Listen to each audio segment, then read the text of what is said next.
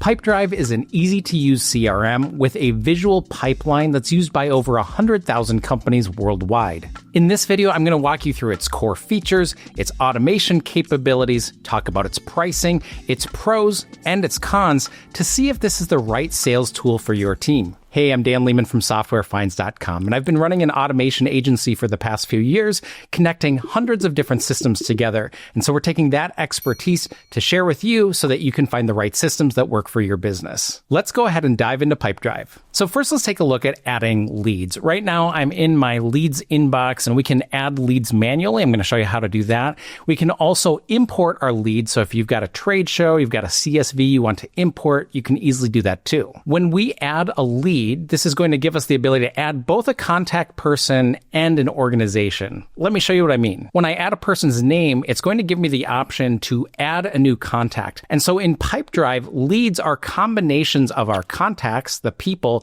and the organizations, which means when we convert these leads later on to deals, we still have that contact record and that organization record. Or we might have other deals in the future that we're using as well. And so instead of recreating or duplicating that data, this keeps our database really tidy. Here you can see when I start adding an organization, we already have this automation helpers. And so I can simply click it as opposed to creating a new one. I'll go ahead and add in some extra information, and we can go ahead and save this lead. Once we have our lead entered, we can open it up and we can see all of the details about that lead.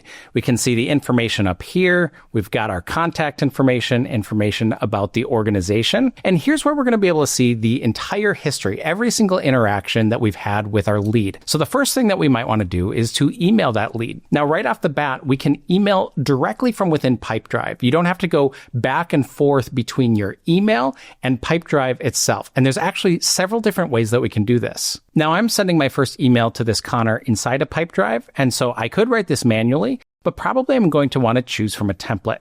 We can use some examples that they have out of the box, but you can, of course, create your own templates. So let's choose this intro template, and this is going to insert this email to him, but we have different variables. So you can see that this automatically injects his first name so that we don't have to waste time finding the information about all these people and entering it in. And we're not limited to just name fields in our templates. We could choose essentially whatever we want. We can insert a field, and here's where we could choose from our lead or a deal that we're working on. And so we could inject those. This could even include custom fields that we've created on our own. You'll notice down here at the bottom, we have some helpful features. So we can inject our own email signature. Here we can click on to track the mail opening and the link tracking as well. We can have those on so that we can see important information when they're actually opening our emails. So I can go ahead and press send, and this is going to send that email to our prospect. But we have other ways that we can sync our emails into Pipedrive as well. One of these options are to include a BCC email address.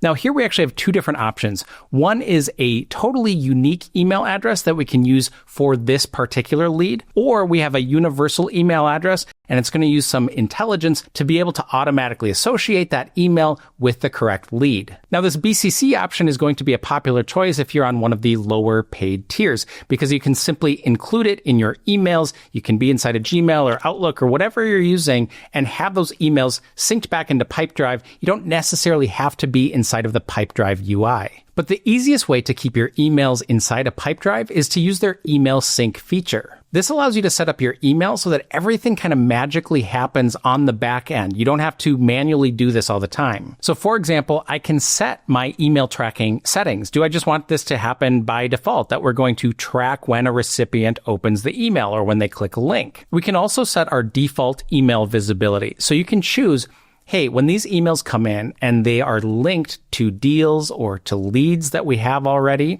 do we want everybody to be able to see that? Or by default, do we want that to be private, even if they are linked to these other objects? And here, sometimes we only want to sync from specific folders. So we've got some additional options as well. So once you have that sync enabled, that means all of your emails are going to get automatically pulled in, and they're going to be associated. If you have a lead with that email address, then it's going to automatically link the emails to those leads. Now, the email sync feature that I just spoke about, that's the one that you really want to use if you're on that upper tier plan. There is a Chrome extension available, but it's rated really poorly and it just hasn't really been kept up to date. So that's something that you're not really going to want to use. You can give it a try, but I definitely would recommend using the native sync capabilities. Now, the last thing I want to mention when it comes to sending sales emails is their group emailing feature. So we can select multiple different leads, and then we could send a group email. Again, we've got that flexibility to choose from a template, and this is going to be able to send it essentially in batch to the different people in our list. And they're each receiving their own copy. So it's not like we're putting them on BCC or some of the old really hacky ways of doing this. They're each going to get their own copy, but here you can do it as an automated process as opposed to having to select each individual person's email and send them that message over and over again. We've talked a lot about email, but if we open up our lead again, notice that you can have non-email activities as well. We can add notes or these activities. Here we can click, and when we do, we've got lots of different options. Do we want to add a call or a meeting or a task? We can enter these in manually, or there's some automation capabilities, like if we're on our phone, which I'll show you in a few moments here, where we can enter a call and put in our details. So here I might give myself a task. Let's reach out to Connor on LinkedIn, put in a date and a priority, and this is going to link it to all these different things. It's going to link it to Automation Helpers, the organization. It's also going to link it to our contact. Let's go ahead and save that. And so now you'll start to see this history of calendar invites and tasks and meetings and emails. All of this is visible in one spot, so we can see that entire context of the leads that we're working with. The next step in the process is to convert this lead into a deal. Now, if you've used other CRMs, you might have heard this called opportunities, deals and opportunities. Deals is just the language that we use inside of Pipedrive. So let's go ahead and convert this. And Pipedrive is going to take any of the values that we previously had to try to put this in so that we don't have to start from scratch as we're entering in information in our deals. So we could make any changes that we want to, and then we'll press save. Next, let's go ahead and click on our deals tab. So this pipeline view is really the bread and butter of Pipedrive. It's very visual. It's easy to use. In software, we would call this a Kanban. We've got this nice, easy view where we can drag and drop this information. And this is why people really love Pipedrive, because it's just really easy. Now, what's great is that you have the ability to create multiple different pipelines. So you might have one for enterprise and you have another for small businesses or another pipeline for partner-led deals. And so we can easily create new pipelines to manage our deal flow. Now we can also change what the default stages are and what they mean inside of our pipeline. So I can click this pencil icon up at the top. We can change the name of each of these, but we could also have our probability. So we might want to weight this in different ways where we can say, hey, if they're qualified, we can put this in as 10%. If contact is made, we could put it in as 20%. And so we can use that to weight our pipeline as we do forecasting. The other thing that we can do is turn on routing. This is a visual feature that helps you know, this deal has been in this stage too long. Let's give it a bump. So just for the sake of showing you, I'm going to change this to 0 days. Let's go ahead and save our changes. And you'll notice that we now have a visual indicator here that it turns red. It gives us that more highlighted indicator that we should make sure we pay more attention to these deals. We can also choose which fields appear on the cards. That's nice because we're probably doing our pipeline review meetings out of this view here. And so if we click in here, we can customize the deal card and change it so that any of these fields from the deal, person, or organization are going to display in those cards. Let's go ahead and click into one of the deals in our pipeline. Similar to how we had all of the information about our leads, now we have all of that context about our deals. We have a couple additional points in here though. So for example, we have this really nice stage indicator here that shows us how long we've spent in each one of those stages visually across the top. If we need to transfer a deal, we can handle ownership here.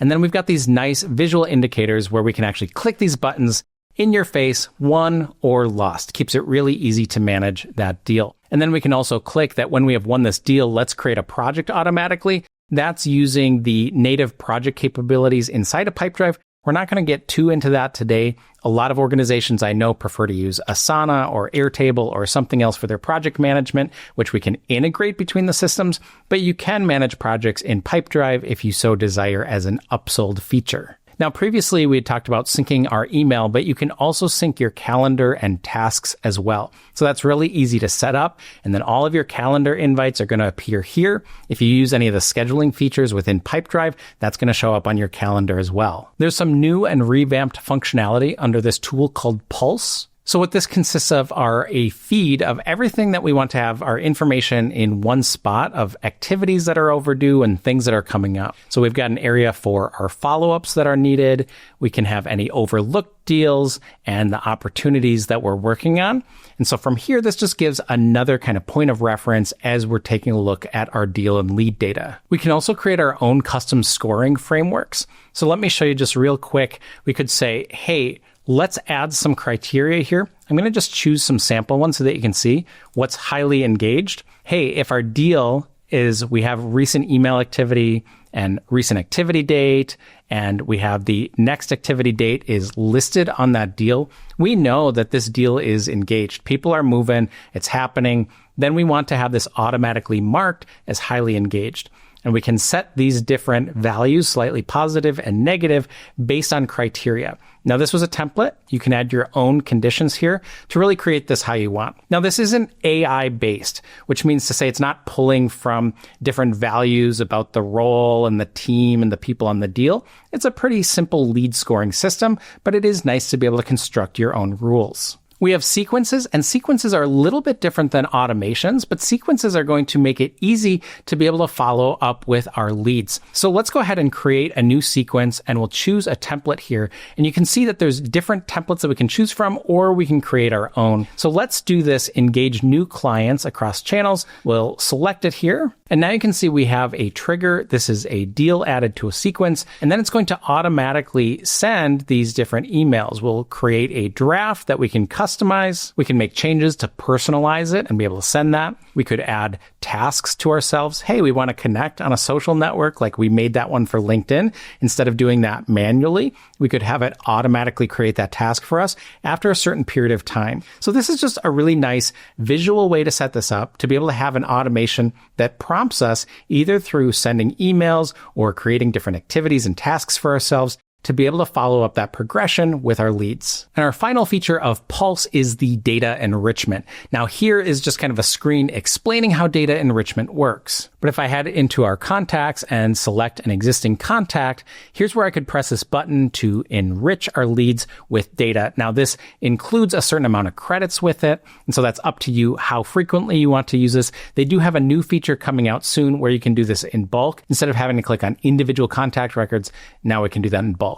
Now, of course, in this day and age, it's imperative that you have an easy to use mobile app. So we'll take a quick look at this. It's nothing too fancy, but it's pretty easy to use. So you can download this on the app store of your preference. And as we're on it, initially, we've got kind of this home dashboard where we can see an agenda of things that are coming up. What needs attention? We can click into our upcoming activities. We've got some quick actions here. You'll see that there's this plus button down here that we can open up and automatically add a new deal, new activities. There's some nice features for mobile, such as being able to use the contact scanner. So for example, if you are at a trade show or you're meeting someone, you can automatically scan in their business cards to save that information. Now, another feature I really like is if we go over to our contacts here and we're placing a phone call. So we can click this. It's automatically calling out. We're using our phone dialer here. Now, when we click off of that call, when we're done, it's going to automatically prompt us to log that outgoing call. We can also easily automatically leave a call note. So I can press this button to record an audio note. Then from here, I can record it. I talked to Geetha and we're going to follow up next week. I'll send out a meeting invite. And so we can log that audio note and schedule our next activity. So not tons of bells and whistles on the mobile app, but it's easy to use. So let's talk about some of the additional features and upsells within the Pipedrive platform. Pipedrive now has native email campaigns, and this is something that just kind of helps bring together. If you need some light kind of email marketing, this works okay. They still have integrations to other tools like MailChimp. So if you need something more robust, you're still going to probably want to use that. But this just provides a path that if you don't want to have to work with multiple different vendors, you can do some light email marketing inside of the platform. In our leads area, we have kind of this pack called Lead Booster, which consists of 4 different features: a live chat, chatbot, web forms, and prospector. So for the live chat, if you have an agent, an SDR, someone who's kind of manning the website and you get a lot of activity, people asking questions, then you'd want to use their live chat functionality. Under the chatbot, you can set up a chatbot, and this is going to be for more automated responses, where the goal is really to drive them towards some kind of sales activity. Probably you want to book a demo or some kind of sales call. So if that's the case, you can create a playbook for a chatbot. These are really simple in terms of the settings. Let's press continue with that. We can give it a personality. I just want to show you a template here. So if we want to get more leads or book more meetings, let's use this scheduler here. We can create this playbook. It's nice. This is kind of like an automation builder type flow. It's just that this is so much further behind than we have with chatbots if you go to dedicated platforms like VoiceFlow. So it's kind of hard in my mind not to compare the two too much. I mean, really, if you just have some easy use cases where you say, welcome to our website, what are these 3 things you're doing? It's not using AI to process your responses. Instead, you're just telling it to click one of these 3 buttons and then do some of these things. So if we open this up, welcome to our website, we can see what we're doing here. So, hey, I'm looking to buy. Cool, that's going to take us to the next step. It's not really thinking, it's just putting some delay time in there. And then we're able to put in our information like we're filling out a form. We can book that. So this can work really well for some organizations. Again, if you need more simple kind of functionality for a chatbot. If you're looking to take advantage of the latest AI functionality, this really isn't going to be the best fit for you. Now, web forms, I have to say, are kind of silly to me as a product. So if I create a new web form, yes, I've got some options of defaults to choose from, maybe a contact form we want to have on our website.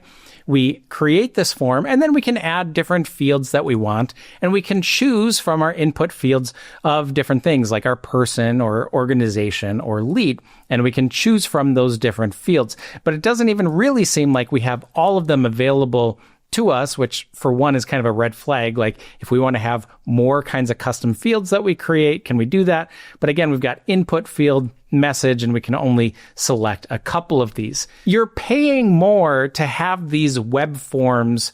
They're not just included in the plan. And so to pay more or have it be an upgraded plan to get the web forms and then to not have them be very sophisticated, this just isn't a huge win here. There are such better form products on the market, and that's probably what they assume. They kind of think, hey, most people are willing to pay for some additional forms, but if you're not, we'll create a simple solution. So it works. You can embed this in your website. You can have a dedicated contact form, and that can create then the leads that we have inside of the system. But if you're looking for something more robust, again, this might not be the right fit. And kind of the same thing here with prospecting. So you can start this little prospecting engine. You can put in a job title or some of these different parameters, add different search criteria to it to be able to search for prospects and then be able to put that information into your CRM. So again, is it better than not having a CRM that can do that? Yes, it's better that we have that functionality. But now you're talking about systems like Clay that you could use to pipe in and do a lot of that searching and prospecting for you. So pretty much all of these tools in Lead Booster, I feel like, hey, if you need a minimum viable version of this thing and you only want to use a single vendor, Pipedrive, then you should use these. If you feel like, hey, I really want to push what's possible with my sales organization, then paying those prices, even though it's pretty affordable, just doesn't make sense when there are really more best-of-breed tools for each of those specific items that they're giving you here, the live chat, the chatbot, the forms, and the prospecting. And then there's a separate web visitors add-on, which allows you to see the organizations that are visiting your website. Essentially, you inject a little bit of code on your website, and you can see which organizations are here. Now, this kind of technology has been around for a while, and it was used by HubSpot and other organizations, and it's not always accurate because of VPNs and things like that. And then to know at the organization level who's looking, it can be useful sometimes, but wouldn't it be more useful to know information at the individual contact level. And so there's different players out there right now like RB2B, which are getting down to that more granular level of you could get someone's LinkedIn profile of who's actually visiting your website. So again, another area that it's not bad to have, but there are other vendors out there that are providing better services that you probably want to take a look at instead. Now, reporting is usually kind of one of those meh areas for most software vendors out there, and that's kind of the same case for Pipedrive. So we do have this area called Insights. This is going to give us some dashboards. Now, you can have a dashboard on the lower plans. That's just what you get is what you get. You can't do much with it. You can create more custom dashboards as you go up in the plans. So here is a sample dashboard that gives us an idea about our pipeline health and our deals by salesperson and our activity status. So we've got some stuff to work with. We've got different reports down here that we can go ahead and click into to see some more information. Now, I'm just using demo data here as I set up my trial instance of this. So we're only seeing what I have access to in the system. So it's okay for reporting. It's kind of interesting. They do have a generate report with AI. I like where this is going because in the past, it can really take a while or take an ops person to have to create a report. Now to be able to do that with AI, if you get that data working for you, you've got the right data in the system, it's a pretty good way to generate it. Now, one of the areas that I don't think is talked nearly enough about in CRMs is the ability to really extend the platform and make it yours. So I want to talk about what we can do from an automation standpoint, how we can change it and make it our own. So the first thing I want to talk about is custom fields. Now we do have the ability to create custom fields inside of Pipedrive. Just want to give you an example here. If I click into the details of a deal, we can customize our fields. And here's one that I've already created. This is actually, there is an MRR field, but I just want to show you what we could do with this. So for this MRR field, I chose to create a formula here where I could take my deal value. And so we can access that by pressing the pound sign. And then I turned it into a formula. Hey, if we take our deal value, divide it by 12, now we have our MRR. So that's an example of a formula, but we do have quite a few options for custom fields. If I create a new one here, we can have our field type, and you'll notice that there's quite a few options. Some CRMs are really limiting. You get maybe 4 different field types, but we've got quite a few to choose from. We've got single and multi options or selects. We've got numerical and monetary. We've got the ability to have users, which are people from our company. So maybe you have a sales rep and you have a solutions consultant or an SDR and you want to tag different people. You can do that. You could have multiple people. So maybe you have, you're using medic, you've got a champion, you've got a decision maker. So we can use that with the person here. Lots of different options to be able to create our own custom fields and then also be able to put them into different groups. So I just have one summary group, but we could create our own so that we can organize them in different ways on the screen. And then we can also choose where we want this to appear. So do I want it for all my pipelines or just a certain pipeline? And then do we want this to be a required field or an important field? Important just kind of gives us a notification to say, hey, this is important. You might want to take a look. Whereas required is going to say, hey, you actually have to enter this to be able to move on. Now, Pipedrive does not have custom objects. That means if you're in real estate, as an example, and you wanted to have a table or object for properties that you're tracking, you can't do that. Yeah, you could kind of repurpose a deal or repurpose a lead and kind of turn it into your own thing, but you're pretty much locked into the way that the system is structured. You can't actually create your own objects to make this behave your own way. Now, that's okay for a lot of organizations. Because there aren't custom objects, that's one of the reasons that Pipedrive remains so easy to be able to use. But on the other hand, if you have more custom kind of use cases, that's where it might make more sense to kind of build your own system as opposed to rely on what you have access to in Pipedrive. Now, in addition to sequences, we also have automations inside of Pipedrive. Pipedrive's really put quite a bit of work into how you can automate and be able to connect to different systems. So here we could create an automation. There's different templates that we can choose from. But I'll just show you here, we can choose an event trigger. If you've ever used something like Zapier, this is going to feel similar, much more limited, but it's going to feel like Zapier, where we can choose an event trigger here. We can choose which kind of object we're going off of. Is it something that happens with, let's say, a lead? When a lead is added to the system, that could be our trigger. Now, one of the new features that we have is the ability to have an if-else condition, essentially branching logic, because in the past, it was very linear. you would just have a trigger and then the whole thing would execute. Now you can actually say, hey, if the value is this, go down this path. If the value is that, go down a different path. And this really has upped the game of what you can do with automations inside of the platform, as opposed to having to rely on something outside of the platform. And just to give you an idea what you can see with the actions, then we've got some actions that we can do in the system, like updating our different tables, our deals, for example. What do we want to do? We want to create a deal. We want to update certain deal fields, but we can do certain integrations with other systems. And these are going to be common ones that you would expect, especially if you're trying to tie it to things for notifications, like with Slack or Microsoft Teams, or maybe you're creating projects which you're managing in Trello, or we've got Asana. And so some of the more common systems that get paired with Pipedrive automatically have some of these automation capabilities in the system. If you need some other systems, you can certainly do that by relying on other platforms like Make, Zapier, and N8N. You can also see some of the most common apps down the side here that you can select from.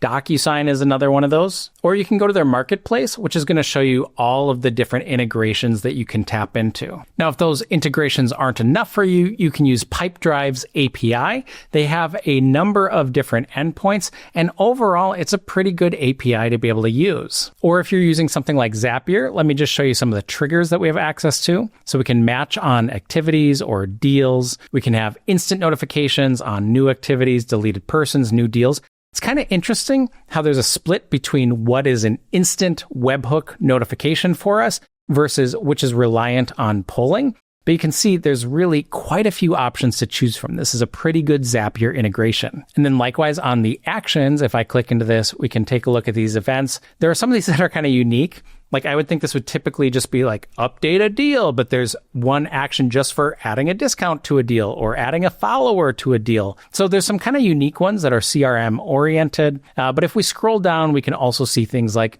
create activity, create deal, create lead. So it's a lot of the ones that you'd expect as well. There's also Smart Docs as an upsell feature if you want to be able to generate quotes and proposals and get e-signatures on that. And then we also have Pipedrive AI. I like that these AI features aren't too overboard. They're not trying to position the whole platform as your AI revenue generation platform like a lot of others are. It's really just some simple functionality. You want to have AI-powered notifications that take context of your deals? Great. You've got some AI email creation, which you'd expect, some recommendations.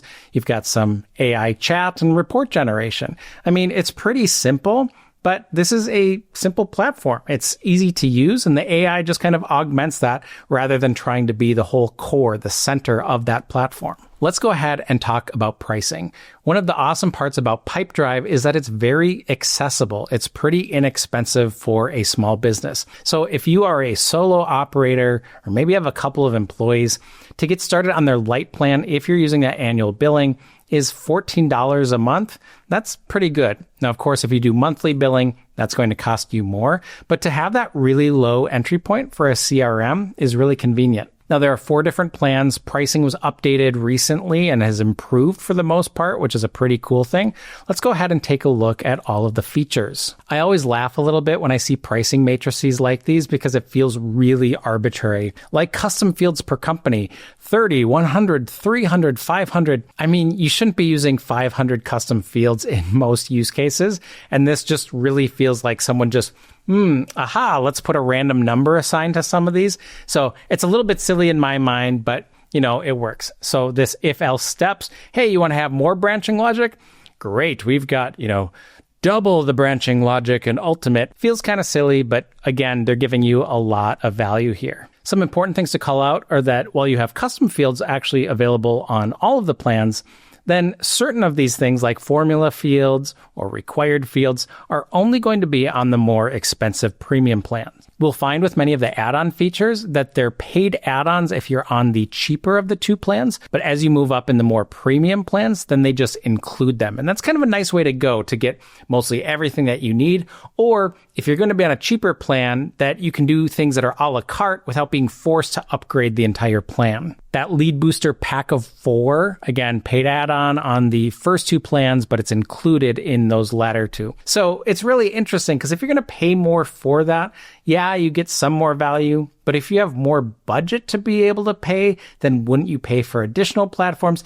I don't know. So I'm a little bit confused on the lead booster, but if it makes sense to you, that's great. Now here you can see sequences. That's going to be on growth. So sequences are a big deal. If you're going to be on light, yeah, you can have a CRM, but you don't have the ability to kind of automate some of that follow-up. So that's where you're going to want to be on the growth plan. And then really anything that you want to do with email, you should be on the growth plan. So if you want to have two-way email sync, if you want to be able to have merge fields and group emailing and email scheduling, all of those things, you'll see that you'll want to upgrade to growth for that. E-signatures, again, a la carte, you pay for them as upsell on the lower two plans. They're included on the more expensive plans. Now, Pipedrive is awesome for this one. You get API access regardless of the plan that you're on. So you can automate. You've got webhooks, you've got API access. You can create your own automations using Zapier, using N8N.